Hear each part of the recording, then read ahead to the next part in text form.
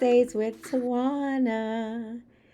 Yeah, I am in the building, your host and curator, Reverend T, Dr. Tad, Tawana. Depends on who's going to show up on today. But thank you for joining. Thank you for being here on this Tuesday. I am very excited, as always, to be in community in this special way through this vodcast that will be turned into a podcast later on. So, those, however you want to watch it in whatever medium, it's going to be available. Yeah, it's going to be available. Hey, Jen. Oh, thank you. Thank you. I'm kind of extra special today. I don't have on a t-shirt, but I do. I am representing today with my hat. I had a presentation earlier today, had to wear a different hat because I wasn't sure if it would have been appropriate to wear black AF. But in any event, I am here representing for the culture, representing for us, speaking truth to power, building community one episode at a time.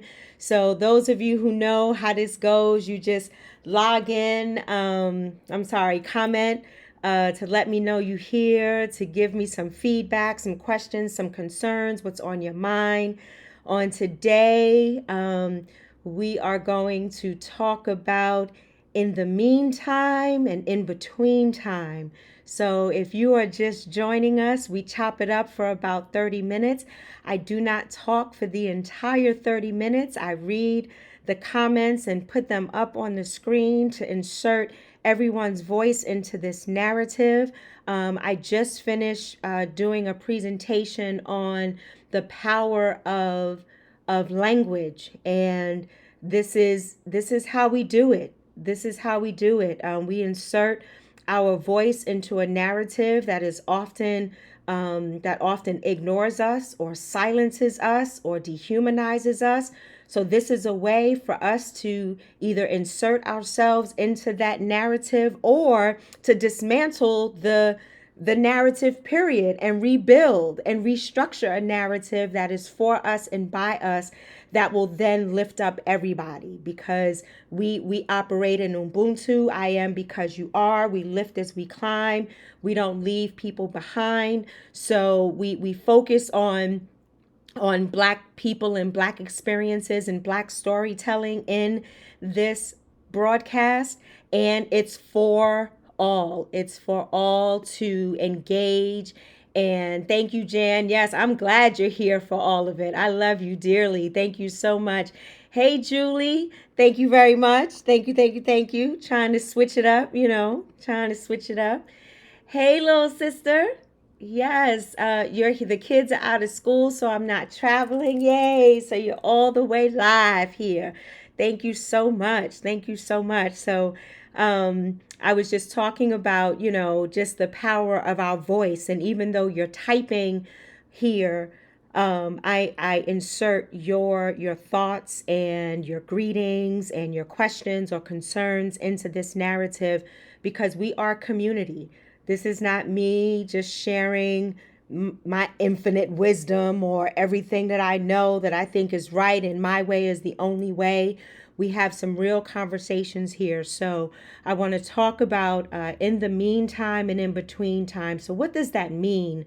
It's that dash in between the beginning and then the question mark of the end, because we're all here. We don't know what the end of that dash is going to look like. So in the meantime, it can be quite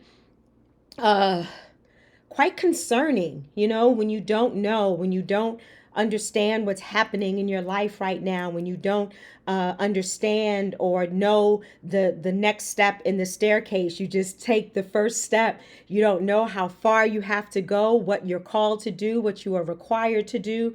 So in between time and in the meantime can be a very strange place, a very interesting place, which is why, like, for me, meditation helps me to stay in the moment. Of course, we got to keep the future in mind. Of course, our past is a part of us, but my past does not define me. It's a part of who I am, but it doesn't define me. And my future is me, at the very least, seeing myself in the future, whether it's later on today, tomorrow, or 20 years from now, seeing myself in the future. That means whatever I do now in the meantime is going to speak to what I am going to do in the future, or what is going to become of me in the future. Hey, brother. Thank you very much. I love when community loves my hat. Yes, I got little sayings on the side, showing up for the culture this last Tuesday in Black History Month. So trying to do it up. So yeah, so I think it's Reverend Dr. Renita Weems that talks about in the meantime can be a mean time, like just mean, just disheartening and discouraging and sometimes hurtful. And even with that, there are lessons to be learned for our future, for tomorrow. There is something to take away from that. There is something to come out of that. To oh, as soon as I remember where I got it from, Tony, I'm gonna share it with you, and I'm gonna get you a hat. I just gotta find it. I find stuff online. I look up black owned stuff, and then I just start ordering stuff like crazy. But I also gotta stop doing that because I'm also getting my savings together, because we're gonna talk about that in the meantime. Get your retirement on point, get your savings on point. We have missed the boat on generational wealth. And now that we know that we have missed the boat because of systemic ills, we are able to be informed and do what we need to do to make sure that we are taken care of today and our future is cared for as well. Oh, yes, absolutely, Tanisha. She said I need it for my branding shoot. So, yeah, I got you. I'm going to look for it for sure. For sure. So, oh, well, I need to get my hat before we get disciplined.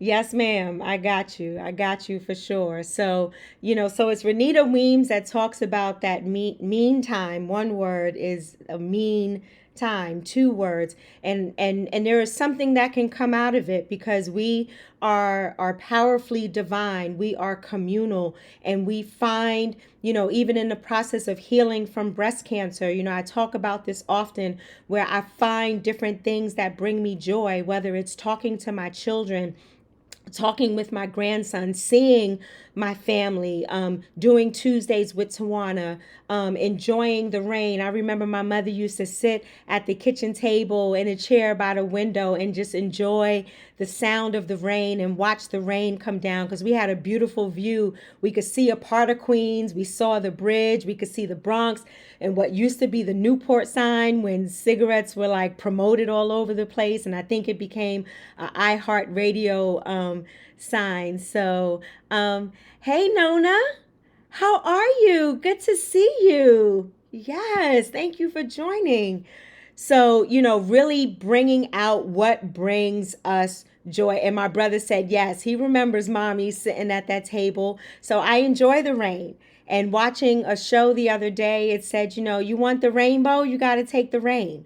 Right. In a presentation that I just did, Reverend Tammy Denise talked about, we went through this huge racial reckoning, with Breonna Taylor and George Floyd. And the things that came out of it were like the people who killed Ahmaud Arbery were found guilty of hate crimes. That's something that came out of that. Would that have happened before? And then we kind of had a setback when homegirl, I'm not even going to say her name, was only sentenced to 2 years. So for killing, and somebody give me his name, because his name just escaped me. And we want to name his name to honor him, because his blood is going to still cry from the ground until we get justice. Hey, so that both my big brother and sister is on. All right. I love it. I love it.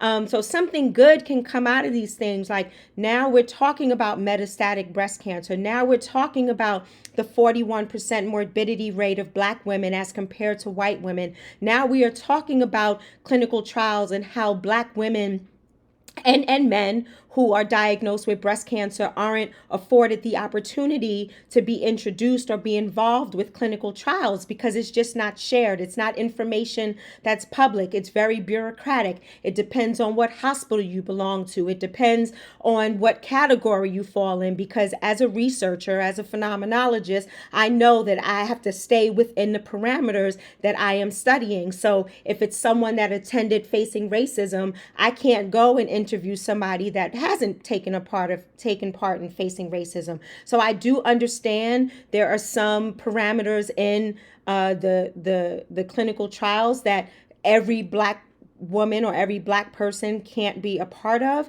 but there are some where we can be a part of and we're not being included in that situation. Thank you, Dante Wright. Thank you, Tanisha. So we speak his name because his murderer only received 2 years. And that just goes to show the racist systems that we deal with that do not value who we are as human beings, period, as divine human beings, period, as brilliant human beings, period, as human beings who are worthy of living and not dying of systemic ills, period, that this woman will get 2 years for killing this beloved.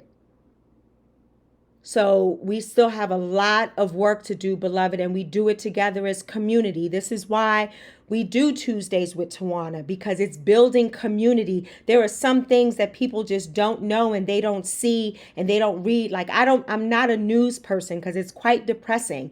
I see enough of that in my everyday life. I live it every time I go to the store. I live it every time my children are out in the street and I have to pray for them, pray that they come back home safely. I live it every day as a Black woman showing up to cancer treatments every 3 weeks. I live it every single day. So these are opportunities where we are to speak truth to power and share information, because the more we know, the less we fear. As the Stomp Out Breast Cancer mantra is, the more we know, the less we fear. The more we know, we're able to face it, to fix it. In the presentation that I just did with Carrie's Touch, Intimate Conversations, Humanizing Policy, one of the moderator, Natalie Burke, was just talking about, you got to face it to fix it. You got to know what the problem is in order for you to address the problem, period.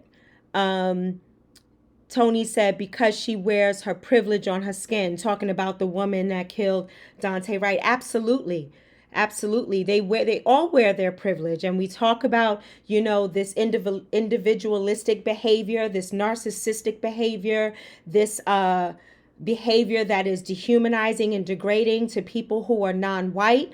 And it's been going on since the inception of this country. And this is why they want to erase the history, because there's a lot of shame.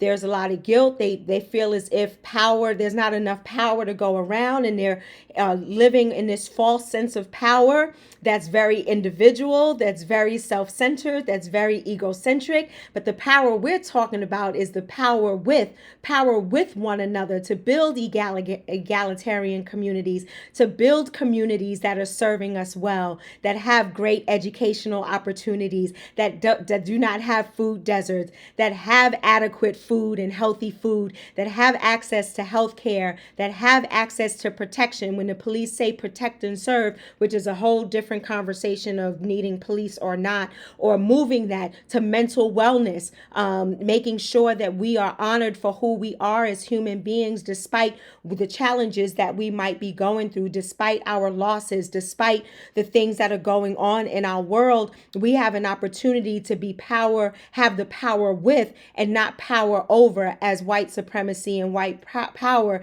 dictates. And we're dying at the hands of that thought. We are dying at the hands of those actions, taking away our voting rights, taking away Medicare and Medicaid and things of that nature, and cutting back on things. Inflation is out of control. Listen, I can go on for days, on days and days And yet we are called to live in the midst of all of this, in the meantime and in between time, because we don't know what's going to happen, but we can do something right now based on what we know right now. We can learn from past mishaps, mistakes, going down a different path. We can learn from all of that and help us to build together now in order to ensure our future and that we're seen in the future. Hey, Mother Carolyn, I owe you a call. I just saw your name and I was like, oh, snap. I was going to say something else. Thank you. Thank you. Thank you. Thank you. Let me just do the side view so you see the full view representing the culture today for the end of Black History Month. Mama Lovey is in the house. Always grateful to see you and to have you in the place. So when we talk about in the meantime and in between time, it is an unknown place when we think about it from a futuristic level, but it's a known place when we focus on right now and what we have the power to do right now, what we have the ability to do right now, how we can insert humanity right now. We can insert worthiness right now, regardless of your class, regardless of your background. We have an opportunity to love with unconditional positive regard. In the meantime, which Reverend Dr. Renita Weems says it can be a mean time, but in that meantime, there is still something for us to learn. There is still something for us to press forward and to live and not die at the hands of systemic ills like racism and classism and ageism and ableism and all the other isms that go along with it. In the meantime, when someone is diagnosed with a mental dis-ease, it doesn't remain the same all the time.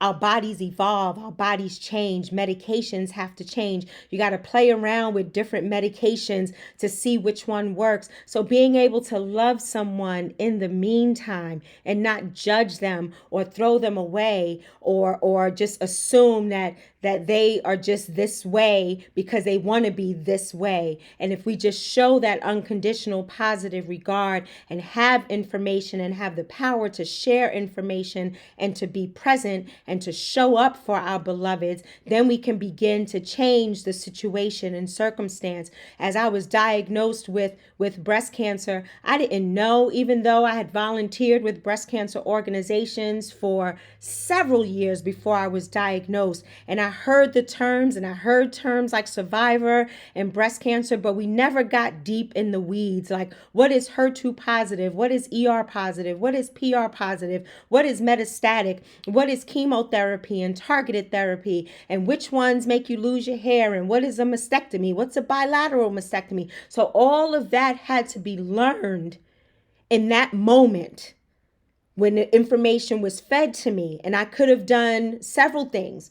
I could have just ignored it or received it and reached out to my activists and advocates to find out more about it and how I can live with breast cancer, how I can live without having breasts, how I can live without at the time having hair, or, having to eat with plastic utensils because everything tastes metallic if I ate with metal utensils, or not being able to bathe myself. But in that moment, I was alive and I had a chance to make some decisions that allowed people to love on me so that I can love on myself, so I can love my way through this process right now in the meantime, because I did not know if I was going to make it to that 5-year benchmark of surviving with metastatic breast cancer. And here I am at 5.5 years, going on 6 years of surviving because of the love and the thoughts and the prayers and the community right now. In the meantime, I still don't know what the future holds, but I can make sure that I do whatever possible to make sure that I see myself and you see yourself in the future and not have to die at the hands of systemic ills. So if that means we got to vote, if that means we got to walk miles, if that means we got to carpool, if that means we got to do what we need to do to make sure we show up and show out like we did for President Barack Obama, we need to make that happen during the midterms, and we need to make that happen during the next presidential election. Otherwise, our democracy, our so-called democracy, will be no more. So doing whatever we need to do with the knowledge that we have right now and being able to move forward in power, to move forward in justice, to move forward in love, to move forward in community, to move forward in worthiness, to move forward in honor, in community, regardless of what the world tries to put on us or how the world tries to define us. So in the meantime and in between time, how are we going to move and shake and make things happen? I love you too, Shantae. You are an inspiration as well. Thank you. Thank you. Yeah, move forward. We're going forward, onward. That's what we're going to do. We're going to move forward and onward. And we're not going to, what we're going to do, I'll say I'll speak from a positive standpoint and an appreciative inquiry standpoint, and an overflow standpoint, as Reverend Tammy Denise says, that we serve from the saucer, from the overflow. So I'm going to take it to Sankofa.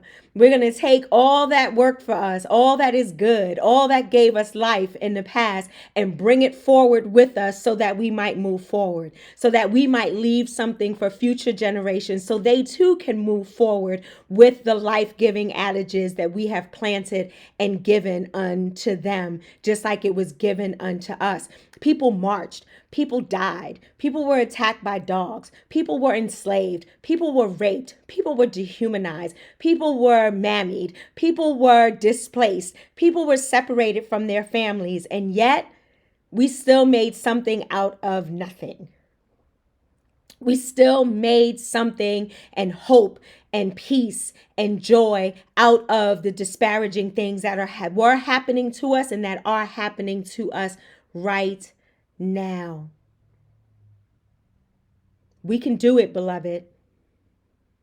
We not only can do it, we must do it as community, as we move forward, even not knowing what the future holds. We know what's happening right now. We know what entities are trying to do to us right now. We know what systems are trying to do to us right now. And understand, beloved, let me offer this caveat one more time. Because I center Black women or Black men and Black experiences and Black stories, it does not mean that I dissenter anybody else from a non-white group, anybody else from a white group that is for us, that is our comrades and our co-conspirators. It's to lift everyone up, because that's what womanists do. We center ourselves. We love, we dance, we eat, we love our bodies. We love one another. We love women. We love men. We just love unconditionally. This is what we do. And this is how we do it. We find creative ways to insert womanism into a place that is not respective of another person. Womanism that enjoys life regardless of what is being served. Because we have the power and the opportunity to shift that narrative. I don't have to take what you try to feed me. Audre Lorde said it best. If I didn't define myself for myself, I would have been crunched into other people's fantasies and eaten alive. I define who I am. When I walk into Johns Hopkins, do you know how difficult it is for me to walk into that cancer center knowing what they did to Henrietta Lacks? Yet I have to trust and believe that they have my best interests at heart so I can live and not die prematurely or unnecessarily to breast cancer. I mean, we all have an expiration date. We're all going to die, right? But we definitely don't want to do it at the hands of an unjust police department. We don't want to do it because of a no-knock warrant and shooting people in their sleep. We don't want to do it jogging down the street and being killed because we're Black. We don't want to do it because we are in a shopping mall and we have a mental challenge and we're killed by police. We don't want to die at the hands of that bullshit, but so we want to live and not die at the hands of systemic ills. Period. Oh, too many big vocabularies. Well, sister, this is a dialogue. So if you don't understand something, all you got to do is say, break it down for me, sis. Break it down. Yeah. And I'll be happy to break it down. So if it's something like systemic ills, it means that the processes that are happening across the board that are not controlled or created by us, but created for our demise, or to hurt us, or to demean us, or dehumanize us, or to take our humanity away and our honor away and our worthiness away, just because of the color of our skin. Just because of the color of our skin. Or if I talk about unconditional positive regard, it's unconditional love. It's having a positive regard for someone despite their class, despite their background, despite who they are. I still love you, period. Despite mishaps and missteps, I still love you. When we talk about racism and classism and all that, that is about dehumanizing us, taking away our humanity and treating us like 3/5 of a person, or even treating us like animals. Some animals are treated better than us. Or when I talk about, police brutality and not being killed at the systemic ills of a police system that will kill me while I'm sleeping in my bed. So anytime that there is something that I am saying that you don't understand, please ask. Because this is not something to show how big my words can be, or because I have a PhD. This is about building community. And if I got to break it down even further, I'll be happy to do that for show. No, stupid, not at all, sister. You are brilliant and beautiful and amazing. And I love you. I love you. I love you. I love you. So in the meantime and in between time, so as we begin to wrap up, this is a reminder of really taking in the moment and relishing and bringing joy into this moment in the midst of your situation or circumstance the best you can. It's going to look different for everyone. It's going to look different for me than it will look for you. We could have the same diagnosis. We could have the same journey, but our experiences on that journey could be quite different. I want to share this story and close this moment with you. So yesterday I had treatment. I had chemotherapy and targeted therapy on yesterday. And on my way home, I was driving on I-83 North, and these two motorcycles, I was in the middle lane because I'm usually cruising. People, are out from the pandemic, and I think people forgot how to drive or forgot how to treat people and realize that they're not the only person in this world or on this road. So these two motorcycles, we're going around a bend, and these two motorcycles, you have to lean a bit when you turn on a motorcycle, and they were going pretty fast, so they were leaning pretty deep, and it scared me. And I mean, they weren't, we didn't get into an accident or anything. I didn't get into an accident, but it concerned me, and I was like, my God, I hope that they're careful, because I-83 is not the smoothest road in the world. We got some potholes or whatever. So maybe about 3 exits later, the traffic began to slow down, and in the fast lane there were about 5 cars pulled over, and then over the median there were about another 5 cars pulled over. And we were going slow, so I was able to look to my left because I'm about to get off the next exit on my right, and I see a little kid crying, another little kid throwing up over the median. I see a couple, 2 people, just embracing each other, crying. Like, you can tell they were crying because their bodies were shaking. And then I see the one motorcycle parked safely where I was about to get off. But the other motorcycle to my left was on the ground without the motorcycle driver. I did not see the motorcycle driver. I did not try to see the motorcycle driver, but all I could do was just burst out in tears. Because in that moment, I'm sure they knew that they were going to get home. But in that reckless moment, I don't know what happened. All the other cars didn't seem to be impacted or affected. So I don't know if the motorcycle driver just lost control, but it must have been a horrific sight. And the emergency vehicles didn't even get there yet. That's how quickly this happened. So, of course, I started thinking, what if I had left a little earlier? What if I had left chemo a little later? Could I have been involved in that? Would I have seen that? And just what if, what if, what if? And I started praying for those involved, for all the cars that were the people that were traumatized.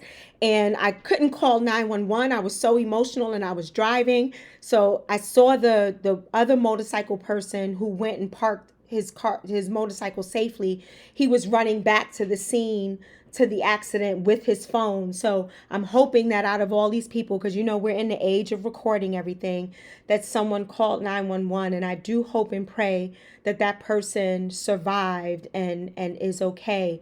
But I say that because that was an in the meantime, in between time moment for me. I knew in my mind that I was going to get home safely. And that is not guaranteed. My cousin said to me the other day that, you know how we say tomorrow is not promised to us? The next moment is actually not promised to us. So it is so important that in the meantime and in between time, that we stop for a moment and breathe and give ourselves life and love in this moment. We call someone or text someone and tell them that we love them and we honor them and we are so grateful for their life, and that you can do great things. You can do and be whatever it is that you want to do and be. You can make things happen. You can shift the atmosphere. You have the power to do that, despite what the world is trying to tell you as a black man, a black woman, a black boy, a black girl, a black beloved. You need to know that in the meantime doesn't have to be a mean time. In between time doesn't have to be this place where you sit stagnant trying to figure out what's going to happen next. You have the power to do whatever it is that you need to do right now, with the information that you have right now, with what you know right now. And right now, you know that you are breathing. Right now, you know that you are seeing, the sunrise or the sunset or the rain, or you're in the midst of this cold wave that's hitting across the nation, and appreciating the cold because you have heat, or praying for those who are houseless, who are living in these sub temperature conditions, and praying for them. You have an opportunity to do something right now in the meantime, in between time, hoping to speak life not only into your situation right now, but speaking life into tomorrow, into the next moment. Tanisha said, this is why doctors call motorcycles donor cycles, my Lord, but for his grace and mercy. Yes, let us send prayers and love to the person and their families and all those people that were involved. That's another in the meantime, in between time moment. I may never know what happened to that person, may never know. But what I could do right now is pray. What I could do right now is pray for comfort and healing, and whatever that calls for in that moment. I have an opportunity to do something right now. And one of those things is to say, I love you too, Mother Carolyn. I love all of you. I thank you for joining me on Tuesdays. I thank you for your comments and your truth and your listening. Share this. Share the podcast or share the vodcast, or, revel in this moment, reflect on this moment, and know that you are beautiful. Know that you are powerful. Don't listen to the ills out there. Don't listen to, and if you listen to it, take it so that you can be propelled to do great. so that you can combat the status quo, so that you can dismantle systems that weren't designed for us to begin with, so that we can love one another, because all of these systems are trying to break us apart every waking moment. And we will not allow that to happen.